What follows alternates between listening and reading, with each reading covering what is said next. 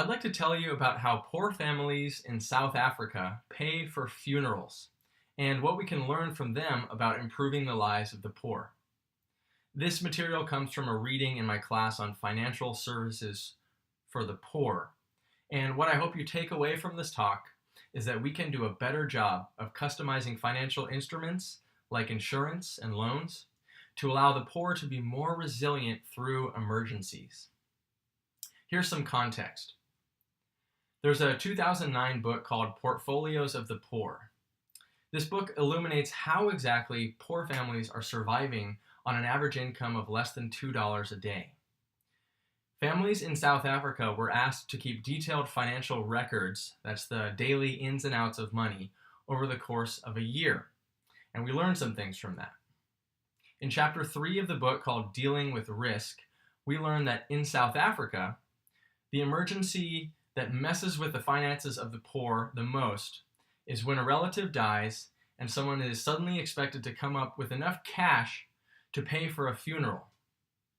Funerals are expensive in South Africa, costing on average 1/7 of a poor person's annual income, 1/7. And a lot of that's just going to pay for the food for the guests at the funeral. So how are these South African families managing that risk? Well, they have funeral insurance. Banks and other formal institutions offer funeral insurance plans. Also, there are informal burial societies where neighbors pitch into a pot and share the risk that way. Both categories of insurance actually offer similar value as measured by the amount of coverage per dollar paid in.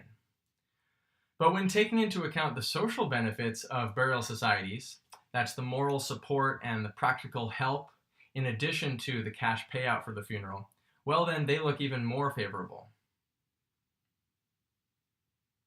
Also, informal burial societies are able to process claims and pay out that cash a lot more quickly than banks can.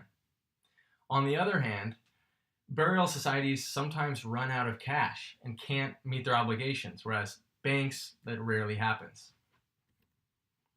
Regardless, the insurance usually covers about half of the cost of the funeral, so it's not full coverage. The remainder is cobbled together from personal savings, contributions by other relatives to the funeral costs, and by loans.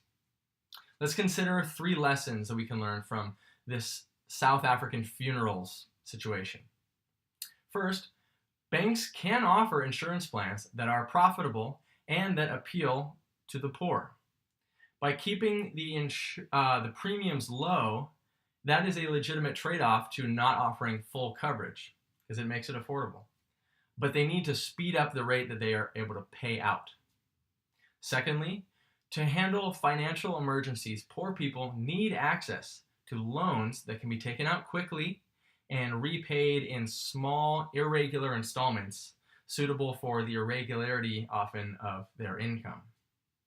And thirdly, poor communities are creative in managing their own risk, like by establishing burial societies. These village-level solutions offer social benefits that can't come from banks. In conclusion, banks should team up with microfinance institutes and local communities to create financial instruments custom-made to help the poor manage their risk.